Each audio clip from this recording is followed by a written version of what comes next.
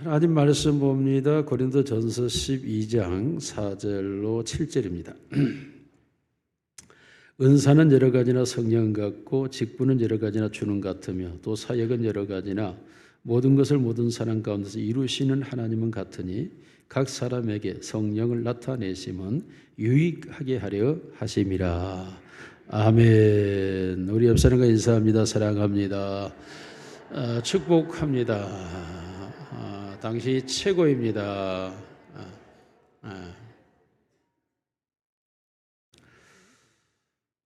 오늘은 그 목표 2에 나온 대로 산자의 하나님은 은사로 일하십니다 라는 제목으로 말씀을 전가하려고 합니다.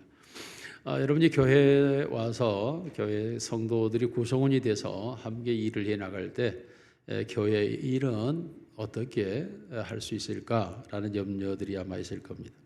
그런데 그런 염려를 할 이유가 없는 것은 교회의 모든 일을 하게 하시는 분은 하나님이십니다. 하나님이 할 수 있도록 하게 하시는데 그것을 가리켜 성경은 은사라고 말합니다. 여러분, 우리가 강한 지도력을 카리스마가 있다라고 말합니다. 그 이유는 그 카리스마라는 이 단어의 뜻이 있는데 하나님이 인간에게 주시는 은혜, 특히 구원의 은혜는 카리스, 그리고 하나님을 위하여 일할 수 있는 은혜는 카리스마라고 말합니다. 그러니까 구원의 은혜를 받은 카리스를 가진 자에게 하나님은 은사, 카리스마를 주셔서 그 카리스마로 은사로 하나님을 섬기도록 하나님은 역사를 합니다. 그러므로 교회 일에 대하여 우리가 누구도 염려하지 않을 것은 하나님께서 필요할 때 그 카리스마를 주어서 일을 하게 되는데 이 카리스마라고 하는 것은 인간의 강력한 에너지가 돼요. 우리가 일반적 이성과 감성과 의지가 동의하여 행동하는 일반적인 힘과 너무나 차이가 있고 다른 강력한 무언의 에너지가 우리 안에서 작동하여서 일을 하게 하는데 그게 바로 은사, 하나님이 주시는 은사가 우리 안에 하나님을 향하여 그 일을 하도록 만드는 것입니다. 그러보니 카리스마라고 하는 강력한 힘을 내포하는 사람을 가리켜서 우리가 사용하는 단어입니다. 이것은 독선주의나 독재 혹은 권위주의나 권력을 말하는 것이 아닙니다. 그 안에 들어있는 에너지, 그것이 자기를 가지고 헌신과 희생의 도구로 나아가게 하기 때문에 타인을 지배하고 독점하려는 힘과는 다른 의미의 힘을 가지고 있는 것입니다. 그러면 사실상 이 은사라고 하는 이 카리스마라고 하는 것은 자기를 불태우는 거예요.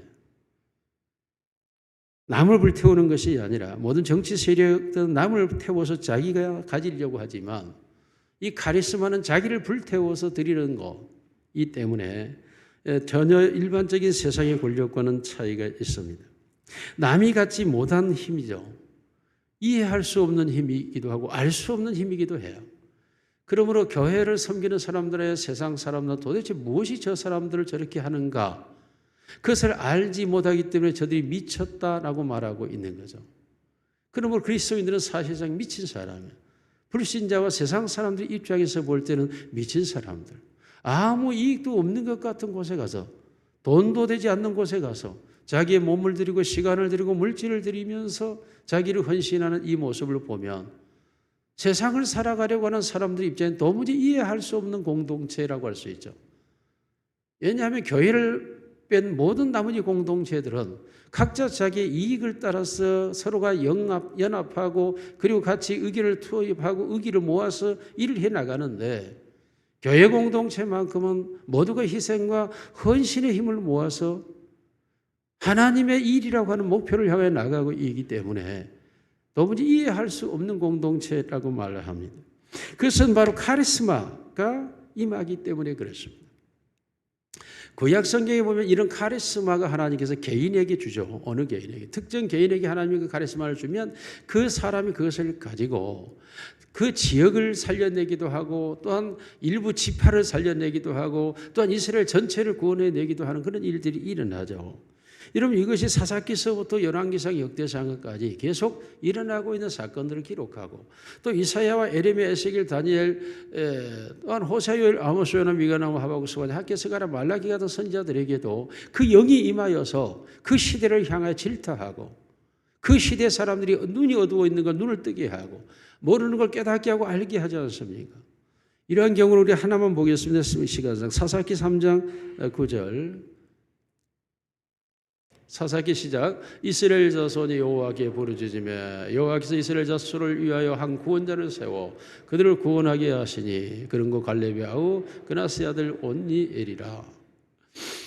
여호와의 영이 그에게 임하셨으므로 그가 이스라엘의 사사가 되어 나가서 싸울 때에 여호와께서 메소포다의 왕 구사 니사다임을 그의 손에 넘겨주시니 온니엘의 손이 구사 니사다임을 이기니라. 온니엘이라고 하는 사람이 나가서 적군과 싸워서 메소포다미아 구사 니사다임을 이기는 모습이죠. 그래서 이스라엘의 압제 속에서 이스라엘을 해방시키는데 온니엘 한 사람의 그 영이 임하였는데 생명을 걸고 나가서 그가 그 싸우면서 이기는 거죠.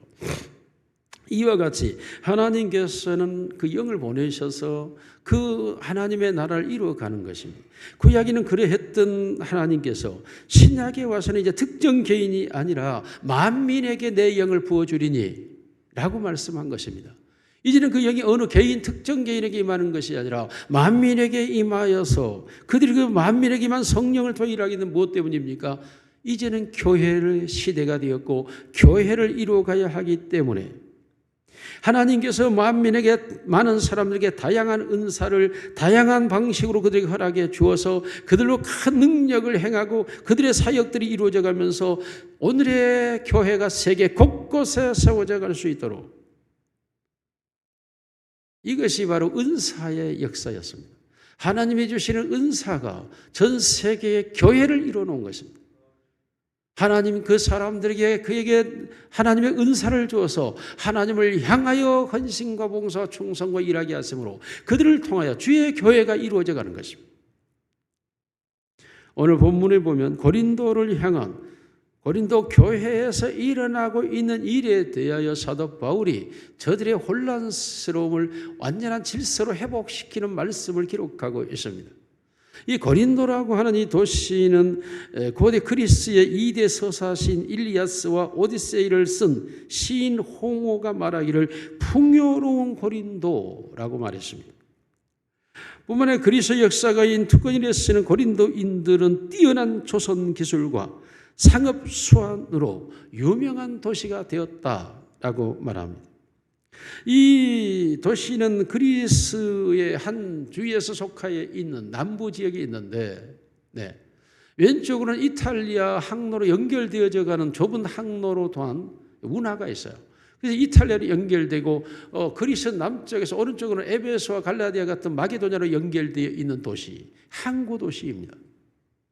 그러므로 그 도시는 태역 장교들이 휴양차 거리 많이 이주되어 있었기 때문에 굉장히 명예가 강한 그런 사람들이 존재하면서도 반면에 물질이 풍요롭고 그리고 문물이 굉장히 몰려들기 때문에 굉장히 풍요로워서 술과 여자가 존재할 수밖에 없는데 그것을 더욱 기폭화시키는 것은 바로 우상들이었습니다. 아프로디테 같은 여신상들이 존재하고 신상에서의 파티, 보통 1,000명의 창기가 있고 창남이 있는 곳, 이것이 고린도입니다. 그러다 보니까 그러한 것뿐만이 아니라 수많은 사상과 철학가들이 이 해양 도시로 내려와 있었기 때문에 많은 사상들의 혼란스러움이 존재하고 있었습니다. 여러 가지 신들에 대한 것들뿐만 아니라 사상들이 혼재되어 있고 그러면서 거기는 타락한 도시가 되다 보니까 그 도시 자체가 매우 타락할 수밖에 없었어요. 어떤 도덕이 회복될 수 있거나 경건이나 의와 선이나 인간의 도리가 존재하기는 매우 어려운 그런 상황. 고린도인들은 오직 돈이라고 하면 그 돈을 얻기 위해서 수단과 방법을 가리지 않았고 그들의 타락이라고 하는 것은 그들의 전통이고 그들의 문화고 그들의 현실이 되어버린 상황이었습니다. 이러한 고린도의 사도 바울이 들어가서 복음을 전한 거예요. 이 도시에 가서 복음을 전하는데 얼마나 이 도시의 상황이 사나운지 사도 바울 같은 성령이 충만했던 사람이 고백하기를 고린도전서 2장 3절에 같이 읽습니다. 시작. 내가 너희 가운데 거할 때에 약하고 두려워하고 심히 떨어노라. 얼마나 이들을 향하여 복음 전하는 일이 힘들고 어렵고 그리고 그들과 자기가 비교가 안 되는 거죠. 외적으로 태역 노마 장교들하고 이 왜소하고 꼽축같이 생겨 눈이 충혈되어 못생긴 이 바울하고는 비교가 되지 않아요. 이런 외적 상황에서 복음을 그들에게 전한다고 하는 것이 얼마나 그에게는 두렵고 떨렸는지 바울이 심히 약하고 두렵고 떨었다. 어디 가든 네가 담대하게 말하였다고 하는 사도 바울이 고린도 교회에서만큼 유독이 떨었다라고 말하고 두려워했다라고 고백하고 있습니다. 그만큼 고린도라고 하는 이 도시가 굉장히 혼란스러운 도시였죠. 이곳에 복음이 들어가서 교회가 탄생됐습니다. 오직 사도 바울이 말한 대로 나는 예수 그리스도와 그의 죽으심과 그의 부활 외에는 나는 전하지 않기로 작정했다 라고 말하죠. 바로 그 위에가 아테네 도시인데 아테네에서 바울이 철학적으로 복음을 전하였다가 철학적으로 그들 다 이겼기 때문에 그들이 바울을 제우스 신이라고 섬기기까지 했지만은 그러나 바울이 도망쳐 왔어요. 왜요? 그들이 뒤에 자기를 죽이려 하니까. 복음 전파에 실패하고 고린도에 들어와서는 자신이 알았습니다. 자기의 사상과 철학으로는 결코 전도가 되지 않는다는 걸 알고 오직 주 예수 그리스도 십자가 복음 외에는 전하지 않기로 작심하고 해놨는데도 불구하고 두려움과 떨림이 있어요. 그러나 놀랍게도 예수 그리스도의 죽으심과 부활에 대해 전에 그 고린도 안에는 성령의 놀라운 역사가 쏟아지기 시작했습니다. 그 가운데 성령의 은사가 일어나지 않고는 그 고린도 사람들을 변화시키거나 고린도 사람들이 하나님을 섬길 수 있거나 하나님의 일을 할 수 없는 지경이었습니다. 일반적으로 밋밋하게 교회가 살아남을 수 있는 환경이 아니었습니다.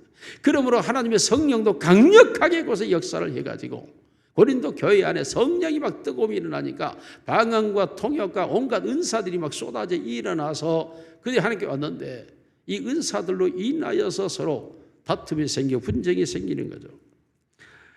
로마서 5장 20절 같이 읽습니다. 시작. 율법이 들어온 것은 범죄를 더하게 하려 함이라. 그러나 죄가 더한 곳에 은혜가 더욱 넘쳤나니. 놀라게도 고린도 도시는 죄가 넘쳐난 도시였는데 반면에 하나님의 은혜는 막 쏟아지는 거죠. 고린 교회 안에.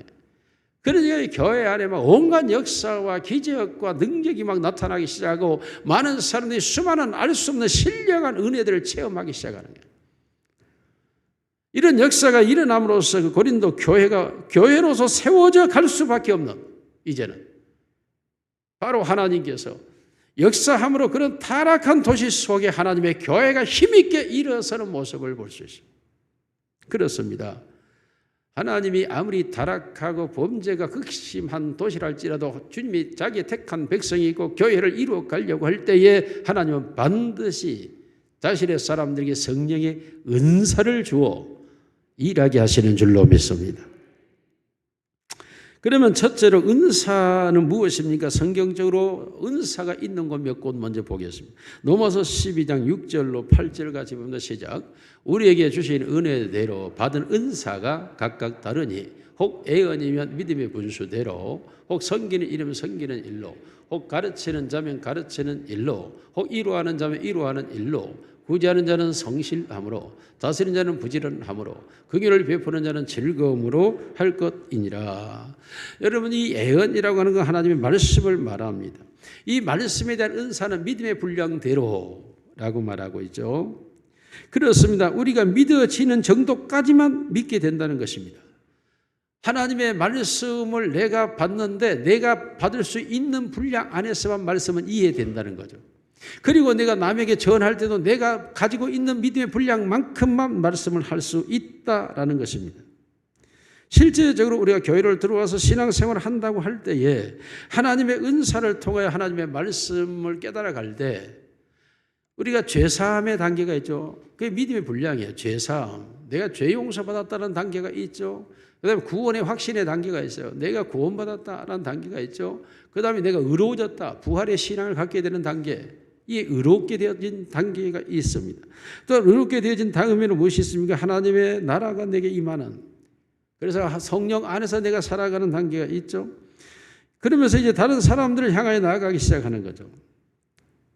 이와 같이 하나님의 말씀이 내 안에서 역사할 때에 다 우리가 모든 말씀을 같이 듣고 있지만 다 동일한 은혜를 받는 건 아닙니다.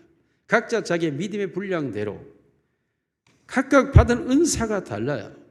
그래서 말씀이 내가 가지고 있는 은사가 내 믿음의 분량 속에서만 이해된다는 거죠. 또한 우리 성경 안에서는 훈련과 연단과 시련과 고난이라는 단어들이 등장을 합니다. 하나님께서 하나님의 사람들을 성장시켜 가기 위한 과정이죠. 이런 과정 속에서 하나님 하시는 훈련이란 그냥 단순한 매일 새벽 기도, 교회가 정하고 있는 예배 시간, 또한 교육 훈련, 이러한 것들이 훈련이죠. 일반적으로 이런 훈련이 참가하기도 벅차죠. 그러나 믿음이 차오르기 시작하면 참가하기 시작합니다. 아무리 교회가 말해도, 아무리 외쳐도 본인의 믿음이 되어야 그 단계에 가요. 그래서 어떤 반은 기초반, 어떤 초급반, 제자반, 사역자반 가는 경우가 바로 자기의 믿음이 채워져야 가기 때문에 안 가는 거죠. 이와 같은 훈련의 과정이 있는가 하면 연단의 과정이 있습니다. 연단. 우리의 신앙을 시험하는 거예요. 그러면서 우리의 신앙의 한 단계를 업그레이드 시키는 단계. 하나님은 연단을 끊임없이 우리에게 합니다. 어떠한 이유로도 연단을 가하자. 성도 간의 부딪힘을 통하여서 연단이 오든, 어떤 일과의 관계에서 오든, 어떤 물질과의 관계에서 오든, 내가 어떤 실수로 인하여서 오든 연단이 와, 연단. 이런 연단을 통하여 내가 깨달아지기 시작합니다. 이게 믿음이 성장해져가는 과정이죠. 이게 믿음의 분량을 키워가는 방법이에요. 또한 여기서 시련이 옵니다. 시련이라고 하는 것은 굉장히 힘들어요. 감당하기가 어렵습니다. 생각지 않은 일들입니다. 그런데 이러한 일이 왔을 때 이 시련은 재난일 수 있고 재앙일 수 있고 사건이 있고 사고일 수 있고 질병일 수 있죠. 그러나 이러한 시련을 통하여서 무엇을 합니까? 하나님의 영광을 나타내기 시작합니다. 그런 과정을 시련 속에서 내가 금보다 더 나은 정금 같은 믿음으로 점점 나아가기 시작하는, 뿐만 아니라 이런 과정 속에 마지막 고난 단계가 있죠. 사람과의 관계에서 오든지 무슨 일로 인해서 오든지 간에 어떤 상황에서 견딜 수 없는 고통을 안는 고난이 올 수 있어요. 아파서 견딜 수 없는, 마음이 아프고 몸이 아플 수 있습니다. 내 영이 아플 수 있어요. 하나님이 마치 나와 떨어져 버린 것과 단절과 같은 고통이 올 수도 있어요. 하나님과 소통이 안 되는 암흑기가 올 수도 있습니다. 이러한 고난의 시대가 있어요. 그러나 그런 고통과 고난의 시대 속에서 결국 하나님을 나타내기 시작합니다. 결국은 이와 같이 우리의 믿음의 분량대로 말씀을 통하여서만도 이러한 구원의 과정 속에서 오는 것과, 또한 우리의 시련을 통해서 우리의 신앙 연단의 과정 속에 오는 것과, 그리고 사회 영역으로 나가는 단계에서도 단순한 구제하던 사람이 이제는 봉사의 단계에 들어서고, 봉사의 단계에서 전도의 단계에서, 전도에서 선교 단계에 들어서고, 이와 같이 자기의 믿음의 분량대로 타인을 향하여 나아가는 데 신앙의 정도가 달라지기 시작하는 거예요. 말씀은 똑같이 다 명령을 하고 있어요. 선교도 명령하고, 전도도 명령하고, 성경 봉사도 말하고, 구제도 말하고 있죠. 그럼에도 불구하고 내가 참여하는 단계가 믿음의 분량대로 되기 때문에 그 말씀을 따라가지만 그 말씀을 따라가는 내가 내 믿음의 분량 속에서만 이해되어지고 가는 거죠. 하나님께서 우리에게 이러한 은사를 주어서 우리의 구원의 과정과 우리의 시련의 과정과 우리의 사회적 그 책임의 의무를 이루어가고 계시는 줄로 믿습니다. 이와 같이 하나님의 말씀에 대한 은사가 다 달라요. 믿음의 분량대로 받아들이고 이해하고 수용하고 따르는 정도가 다 다르는 거예요. 똑같은 말씀, 믿음이라고 하는 단어 하나를 가지고도 우리가 다 다르다는 거죠. 그 믿음이 어떤 믿음이냐 하는 거예요. 어떤 믿음이냐. 그래서 그 믿음에 대한 방식이 다 달라요. 내 죄가 사해졌다, 내가 구원받아, 이런 믿음에서부터 시작해서, 제가 오늘 새벽에 말씀드렸습니다만은 따뜻한 거니까 한번 들어보세요. 이번 주 금요일날 우리가 전국 호남인들이 모이죠. 그런데 열차로 오시는 분은 10명밖에 안 돼요. 다 차로 4명씩 이렇게 카풀 해가지고 오는 거죠. 그냥 전북에서도 오고, 여수에서도 오고 이런데 날씨가 그 전날부터 계속 눈이 오고 길이 안 좋고 그냥 뭐 길이 사정이 어쩌나 자꾸 문자가 들어오고 그런 거예요. 아침이 됐습니다. 아침에 8시에 간단하게 사과하고 고구마 먹고 2층 올라가서 걷기를 이제 한 30분 하고 가려고 올라가는데 하늘이 시커매요. 핸드폰을 켜보니까 오늘 저기 이 흐리고 눈이 내리는 거야. 이렇게 해서 일이 안 되겠다 싶은 거죠. 그래서 내가 그 걷기를 하는 가운데 잠깐 멈췄어요. 멈추고 하늘을 향하여 2층에서 창문을 다 열고 있기 보이죠. 밖에. 하늘을 향하여 명령하기 시작합니다. 나사렛 예수를 명하노니 구름은 물러가라. 햇볕은 나와라. 날씨는 풀려라. 하고 멈추고 계속 기도하고 명령을 했어요. 그런데 여러분들이 그날 한번 보세요만은 계속 일기예보 핸드폰 뜨잖아요. 그 흐림으로 눈이 오는 걸 계속 돼 있었어요. 그런데 9시부터 태양이 햇볕이 8시 한 40분에 구름 속에서 나오는 거예요. 내가 보니까 구름이 점점 없어지는 거예요. 그리고 날씨가 풀리는 거예요. 할렐루야. 물론 나는 태풍하고도 싸워봤고 하기 때문에 경험이 있기 때문이죠. 이와 같은 하나님의 은사가 내 믿음의 분량대로 채워질 때 자연을 향하여 명령할 수 있느냐? 그 믿음이 내게 일어날 수 있느냐? 이게 믿음의 분량이에요. 왜 하나님의 말씀은 믿음대로 된다 했거든요. 할 수 있거든요. 무슨 말이냐? 능치 못할 일이 없다고 했죠. 우리가 찬송하잖아요. 갈릴리 바다에서 예수님이 잔잔케 하신 예수님. 나도 그 평안함을 가신 그 예수님이 내 안에 계시는데 그렇다면 나도 잔잔하게 할 수 있지 않느냐. 예, 주님이 하시는 일이니까 이 믿음이 일어날 때 이런 일이 일어난다는 거죠. 이와 같이 우리의 은사가 죄사함의 은혜에서 감격하고 뛰고 울고 있지만 더 나아가서는 우리가 하나님의 살아계심을 나타내는 능력이 있는 믿음의 분량으로 말씀대로 역사를 이루어가는 줄로 믿습니다. 이와 같이 은사가 다르다는 거죠. 그러나 말씀의 은사가 점점 우리 안에서 믿음의 분량을 키워나가기 시작하게 되면 점점 능치 못할 일이 없는 자로 가게 되는 거예요. 우리 모두에게 이런 말씀의 은사가 믿음의 분량이 그리스도에게까지 자라가는 역사가 있기를 주님의 이름으로 축원합니다. 섬기는 이는 섬기는 일로 한다고 말씀하고 있죠. 이 섬김에 있어서 차원이 달라요. 차원이. 그냥 하는 단계, 그 다음에 마음이 가는 단계, 그 다음 기도를 하는 단계, 그 다음에 내가 정열적으로 하는 단계, 이런 섬김에 있어서 점점점 커져가고 많아져가고 다양해져가고 그러다 보면 섬김의 은사가 내게 충만해지게 되면 눈코 뜰 새 없이 바빠져요. 섬기는 일이 왜 그렇게 많이 생기는지, 그리고 내가 가야 할 곳이 왜 그렇게 많아지는지. 섬김의 은사는 섬기는 일로, 그래요. 섬기는 일로. 섬기는 일이 막 주어지는 거예요. 만일 여러분에게 섬기는 일이 오지 않고 있다면 아직 섬기는 일의 은사를 하나님 주시지 않았기 때문에 섬기는 일이 생기지를 않는 거예요. 여러분, 섬기는 일이 막 생긴다니까요. 섬기는 은사를 하나님 주시면 점점점 섬김이 폭이 넓어져가고 많아져가고 커져가고 다양해져가고, 그러므로 섬김의 은사를 우리에게 하나님이 사용을 하셔서 하나님의 나라를 이루어 가시는 줄로 믿습니다. 오늘도 이 나라가 이 기독교 섬김이 가장 많다 그러죠. 아동적 센터, 어린이집, 봉사 다 교회가 시작한 거죠, 다들. 이와 같이 이와 같은 교회의 섬김을 통하여 나라가 더욱더 안정되고 발전해 우리의 기도의 섬김을 통하여 나라가 안정되고 질서 있고 회복될 줄로 믿습니다. 이와 같은 섬김이 나하고 아무 상관이 없는 것을 섬기는 거예요. 이해 관계가 있고 감정적 동화가 있어서 섬김이 아니라 이 섬김의 은사는 나와 아무런 이해 관계가 감정 동요 관계 없어요. 그런데도 불구하고 그저 섬기고 그걸 보면 안타까워하고 하죠. 이게. 제가 잠깐 TV를 보면서 함남동 관자 앞에서 이 추운 날씨에 있는 사람들 보고요, 그냥 눈물을 흘렸어요. 도대체 이 나라가 왜 저들로 이 한파 속에서 저렇게 있다가 저들 뒤에 후유증 와서 다 동상 걸리고 아프고 병들고 갈 텐데 도대체 왜 무엇이 이렇게 국민들을 아프게 하는지, 이게 간단하지 않습니까? 헌재 갔으면 헌재에서 재판하면 돼요. 왜 형사가 나타나고 경찰이 나타납니까? 대통령은 체포할 수가 없어요. 직무만 지금 중단돼, 직무만. 본질은 대통령이 유지하고 있다고, 그 일을. 그러면 헌재만 판단할 수가 있는 거예요. 그러면 나라는 조용하지 않겠습니까? 국민들이 왜 거기 가서 태극기 부더니 촛불 부더니 그 난리를 쳐야 합니까? 누가 이걸 만듭니까? 저는 누가 누구의 목적을 가지고 하는지에 대해서 얘기를 하는 게 아니라 현장에 가 있는 그 국민들이 다 우리 어머니고 형제고 친척인데 왜 같은 국민들이 서로 저렇게 하도록 만드느냐는 거죠. 왜 이렇게 되어야 되느냐는 한 문제. 왜? 여러분 한번 봐보세요. 추워가지고 비닐을 감싸고 있는데요, 만약에 여러분 자녀나 내 부모가 그렇고 있다면 어떻게 할 것 같아요?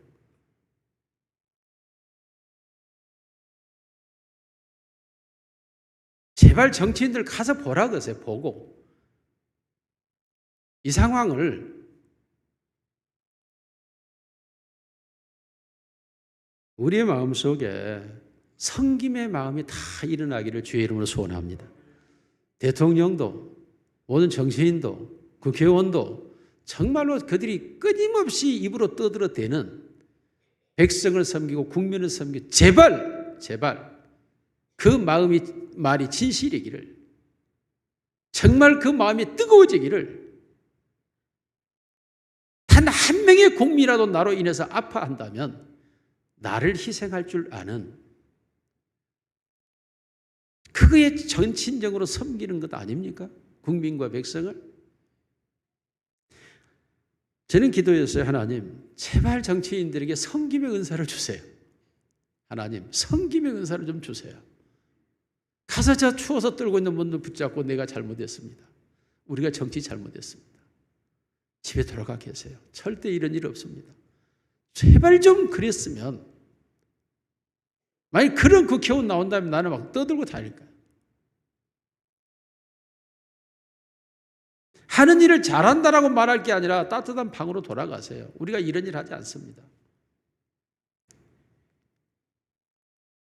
재판 받기 전까지는 무죄 추정 원칙이 있지 않습니까? 재판 판결 나오면 그것의 결정을 따르면 되잖아요. 섬김의 은사는 그래서 중요합니다. 우리가 있는 가정에서도 아내와 남편도 서로가 섬김의 은사가 있어야 가정이 화목하고 평안한 거예요. 나는 누리고 너는 섬겨야 된다. 이렇게 되면 가정은 깨지는 거예요. 이게. 그래서 하나님께서 우리 온 국민들에게 섬김의 은사를 주어서 항상 우리의 마음의 기본 자세가 어떻게 섬길까? 이런 마음들이 우리 모두에게 있어서 누군가를 지배하고 다스리고 통치하고 이용하고 사기치는 자들이 아니라 어떻게 저를 섬겨줄까? 이런 마음, 이런 은사가 우리 모두에게 일어나기를 주님의 이름으로 축원합니다. 위로하는 자는 위로로, 정말 이 위로 은사 필요하죠. 시대가 각박하니까, 상황이 어려워지니까, 삶이 힘드니까 말 한마디라도 던질 때 위로의 말을 위로의 말. 위로할 수 있기를 주님을 축원합니다. 참 위로해 주셔야 돼요. 위로. 얼마나 힘든 세상을 우리가 살아가고 있습니까?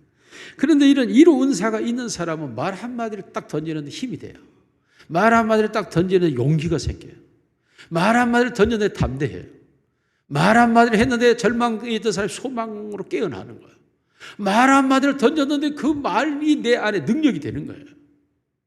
이게 위로의 은사입니다. 위로의 은사. 그래서 권사님들은 다 위로의 은사가 있어야 돼요. 아멘을 안 하시네. 권사님들은 다 위로의 은사가 있어야 돼요. 그러니까 김석신 권사님부터 말을 받고, 목사님 나 죽겠어 이러지 마. 이제 참 목사님 얼마나 힘드세요. 이래야지. 그냥 내 앞에서 목사님 나 허리 아파 죽겠어요. 어떻게 하라는 거야. 나보고. 나는 의사도 아닌데. 그게 아프다마는 이용주 장로의 아태 가서 하는 말이고. 마음 자체가 섬김의 마음을 가져요. 섬김을. 권사님은 다 교인들 얼굴로 보고 얼굴이 어쩐지 봐서 걱정될 것 같으면 주님이 함께 하십니다. 기도하면 됩니다. 이런 말로 항상 위로하고 힘을 주고, 그리고 제가 기도할게요. 그리고 실제로 기도하고, 그리할 때 하나님의 역사가 일어나게 되는 줄로 믿습니다. 진정으로 위로하는 사람들이 많이 일어나야 돼. 이게 왜요? 너무 아프니까, 살아가는 세상이 너무 힘드니까, 얼마나 억울합니까? 일하고도 대접받지 못하고, 잘하고도 칭찬 듣지 못하고, 열심히 하고도 인정받지 못하고, 얼마나 어렵습니까, 삶이. 그러니까 권사님들 입은 항상 위로하는 말로 가득 채워져 있어야 돼요. 그리고 항상 수고하셨습니다 하고 우리 집사람이 그러더라고요. 그 식당에서 그렇게 음식들을 하고 이제 가는데, 뭐 그분들이 다 저한테는 전화 오고 문자하고 뭐 만나서 얘기하면서 너무 맛있다 그랬어요. 그런데 우리 집사람이 그래, 그 다 음식 드셔가는 목사님이 한 분만 사목교회 권사님들 정말 맛있게 먹었습니다, 수고하셨습니다 하고 한 분만 인사하더래요. 그게 사실이에요? 한 분만 하더라는 거야. 나는 그 자리에 안 있어 잘 몰라. 우리 집사람 어느 목사님이 그 목사님을 얘기하죠. 지금 부석이 목사님이 그렇게 하더라고. 굉장히 힘이 되더라고. 그렇습니다. 우리 모두가 어디 가서 잘 먹었습니다 보다 맛있게 먹었습니다, 그러면 힘이 돼요. 그래서 항상 여러분 수고하는 자들을 위로하는 은혜가 있기를 주로 축원합니다. 이 은사가 있어요. 은사가 하나님 은사를 줘서 우리 사목교회는 서로가 위로하는, 교회만 가면 그냥 위로받고 새 힘이 생기고 일주일 동안 온갖 일을 당했을지라도 교회 가서 그냥 새 힘을 받고 새 용기를 가지고 달려나오는, 할렐루야. 구제의 은사는 성실함으로, 그래서 구제는 성실함으로. 그러죠. 구제는 잘못하면 욕먹어요. 이게 비난받고 조롱받고 그렇게 되는 경우가 있어요. 아니, 그러니까 구제라고 하는 성실함, 성실하다고 하는 말은 진실한 마음으로 하는, 즉 동일감을 느껴요. 동일감. 그래서 실제적으로 이 신방 사역자들에게 마음에 이 구제의 마음이 있어야 돼요. 아파하는 사람의 마음과 같이 내가 아파져야 돼요. 그 사람과 동일하게 내가 힘들어져야 돼요. 그래야 동질성을 가지고 그 아픔이 있어야 그 아픔에 맞는 기도를 하게 되는 거죠. 그러므로 이 구제라고 하는 건 성실함으로 해야 된다. 마음이 통하지 않고는 구제가 안 되는 거야. 돈을 억만금을 갖다 줘도 마음이 오지 않으면요, 돈은 의미가 없어요. 냅돈 두 입을 드릴지라도 마음이 드려졌을 때 주님은 그것이 하나님께서 연락하는 것이다라고 말씀해요. 그래서 은사가 임하는 사람들은, 구제의 은사가 있는 사람들은 어쩌면 그렇게 사람의 마음을 잘 읽는지, 마음이 통해. 마음이, 이게 아픈 것 좋은 것 다 마음이 잘 통해요. 이게 하나님의 은사예요. 은사. 그러므로 구제하는 자는 성실함으로 하라는 거죠. 고린도전서 12장 8절로 11절 같이 읽습니다. 시작. 어떤 사람에게는 성령으로 말미암아 지혜의 말씀을, 어떤 사람에게는 같은 성령을 따라 지식의 말씀을, 어떤 사람에게는 같은 성령으로 믿음을, 어떤 사람에게는 한 성령으로 병 고치는 은사를, 어떤 사람에게는 능력 행함을, 어떤 사람에게는 애언함을, 어떤 사람이 영들 분별함을, 다른 사람에게는 각종 방언 말함을, 어떤 사람에게는 방언들 통역함을 주시나니. 이 고린도 교회는 능력의 은사라 그래. 로마서 12장에 우리가 읽었던 이 은사는 사역의 은사, 인격의 은사라고 말을 합니다. 고린도서 12장에 나타나는 이 은사는 능력의 은사예요. 능력. 지혜라고 하는 것은 적용의 능력, 적용. 어떤 일과 사건과 사고에 대해서 어떻게 적용하느냐에 따라 성공과 실패가 가늠돼요. 그리고 옳고 그름이 결정되는 거죠. 그런데 지혜의 은사를 받은 사람, 매사 어떤 일을 해도 옳게 적용하고 성공적인 것만 해요. 땅을 사도 꼭 값이 오른 것만 사. 그런데 지혜가 없는 사람 꼭 땅값 떨어지는 것만 사. 꼭 불날 집만 사. 이게 지혜입니다. 지혜. 이 지혜의 은사가 있는 사람들은 굉장히 선택이 탁월해요.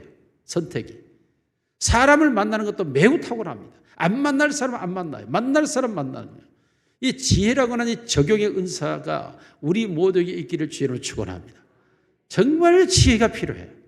이 세상은 혼돈의 시대고 어둠의 시대고 그리고 수많은 거짓이 난무하는 시대이기 때문에 정말 지혜가 필요한 시대예요. 명확하게 적용해요. 적용. 정확하게 내 자신이 거기에 행동하고 반응하고 나타내는, 이게 지혜. 우리 모두에게 성령의 지혜가 있기를 주로 축원합니다. 지식의 은사는 깨닫는 거예요. 깨닫는. 여러분, 깨닫는다고 하는 것은 굉장히 중요하죠. 그래서 옛 철학자들은 하루아침에 하나의 진리를 깨달으면 종일 음식을 먹지 않아도 배가 부르다 그랬어요. 이게 지식을 추구하는 사람들 입장에서 하나님의 말씀은 진리인데 이 진리를 깨달아가는 것은 얼마나 큰 기쁨인지 몰라요. 얼마나 큰 기쁨인지. 말씀을 깨달아가는 것이. 그러면 우리가 하나님의 말씀을 읽고 듣고 묵상하고 새기지만 이런 말씀들이 하나하나 깨달아져 갈 때에 막 손뼉을 치고 감격하고 눈물을 흘리고 너무 좋아서 하나님 깨닫게 해주셔서 감사하고 알게 해주셔서 감사하고 이 말씀을 보게 해주셔서 감사하고, 저희가 성경과 더불어 거의 일생을 살아왔다고 한데도 불구하고 지금도 성경을 보면 어린아이예요. 무궁무진한 보화와 보석들이 말씀 속에 가득 담겨 있어가지고 보아도 보아도 들어도 깨닫고 깨달아도 더 깊이 들어가야 되는, 도무지 성경의 말씀이 문자로 보면 간단한 것 같은데 말씀의 내용과 의미와 가치를 열어서 가다 보면 너무너무 신묘막측해가지고 너무 어미한 거죠. 그래서 하나님의 말씀이 신묘막측하다, 기묘하다는, 도무지 이 세상의 학문과 지식으로는 도무지 이해할 수 없는데 그 놀라운 능력의 세계가 깨달아져 가고 보여져 가고 알아져 가는 것이 너무 신기한 거예요.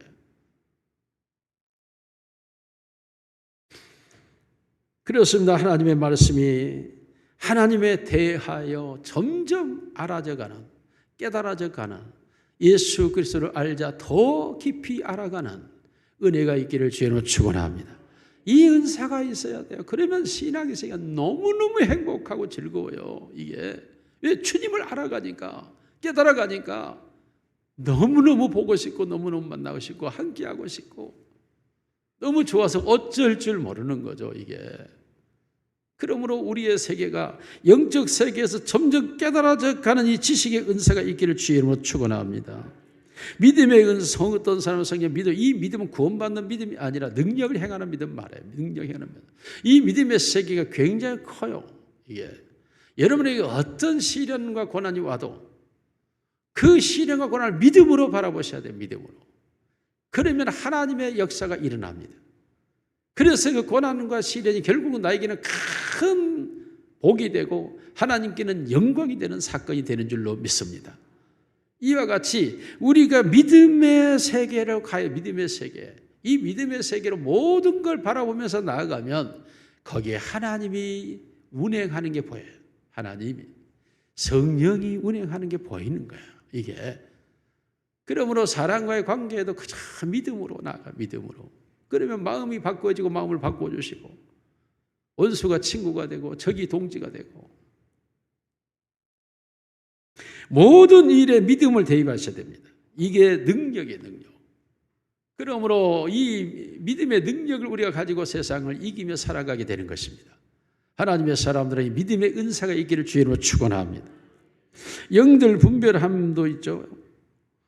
악한 세대는 거짓 영들이 판을 치니까 항상 영을 분별해야 돼요. 저것이 하나님께로부터 온 영인지 사단의 영인지 항상 분별해야 돼요.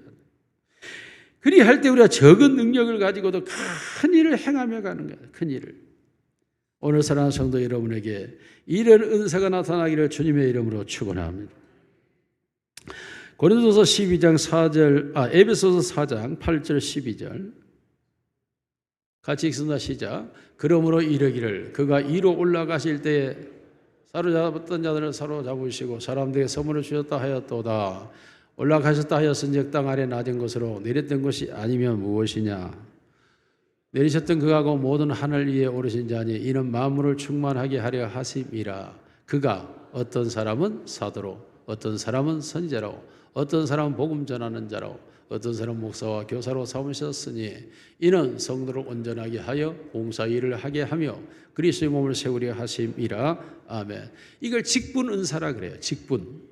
하나님이 자신의 교회를 이루어가기 위하여 직분자를 세우시고 그 직분자가 그 일을 할 수 있도록 은사를 주어서 그의 교회를 완성시켜가는, 완성. 그의 교회를. 그러므로 하나님께서 반드시 그 교회 안에 이 일꾼들을 세우는 것이죠. 이로 올라가셨던 그가 이제 아래로 내려와서 직분자를 세워서 만물 속에 충만하게 하려는 하나님의 나라를 이루어가는 건데, 사도는 예수님의 제자들이고 선지자는 구약의 세례 요한으로 끝났고 그 다음은 복음 전하는 자, 목사, 그리고 교사 주셨다고 말하고 있습니다. 복음을 전하는 자들, 이 복음을 전하는 데 있어서는 고린도서 12장 능력의 은사가 필요하죠. 그리고 교회 안에서 목사는 넘어서 12장의 은사가 더 중요할 수 있죠. 사역의 은사가 필요합니다. 그리고 교사들에게는 이것들이 넘어서 12장의 인격의 은사가 더 필요할 수도 있지만 그러나 그래도 12장에 있는 지혜와 지식의 은사가 필요해요. 자, 이와 같이 직분자들을 세워서서 그의 교회를 온전하게 한다는 거예요. 그의 교회를 온전하게 세워간다. 그러므로 교회를 온전하게 세워가는 건 사람이 아니에요. 하나님이 자기가 일꾼을 세우시고 그들에게 은사를 주어서 그의 교회를 온전하게 이루어 가시는 줄로 믿습니다. 그러므로 교회는 은사로 되는 거예요. 은사로. 사역의 은사든 능력의 은사든 직분의 은사든 은사로 그 교회가 세워져 가기 때문에 우리 모두에게도 이 은사가 절대 필요한 거예요. 사랑하는 성도들, 하나님의 은사가 여러분에게 하늘에서 장맛비처럼 내려오기를 주님으로 축원하고, 여러분의 은사가 이런 인기의 사역의 은사든 능력의 은사든 직분의 은사가 충만해져서 교회를 온전하게 세워가는 일꾼들이 되시기를 주님의 이름으로 축원합니다. 살아계신 우리 아버지 하나님 감사합니다. 은사를 주시옵소서. 은사대로 일하게 하옵소서. 은사가 나타나게 하옵소서. 하나님께 영광이 되게 하시고 교회가 온전해지게 하옵소서. 우리 모든 성도들을 온전하게 세워져가는 교회가 되게 하옵시고 봉사의 일을 하게 하옵시며 주님이 원하시는 교회로 그리스도에게까지 자라가는 교회가 되게 하옵소서. 아버지 하나님 감사합니다. 오늘까지도 은사로 주의 교회를 이루어가게 하시니 감사합니다. 남은 때 더 놀라운 은사들이 우리에게서 나타나게 하옵소서. 그래야 하나님께 영광이 되게 하시고 하나님의 능력으로 살아가게 하옵소서. 오늘도 병원에서 치료하고 있는 사랑하는 성도를 기억하시고 주의 능력의 손을 얹으사 그들을 온전하게 치료해 주시옵소서.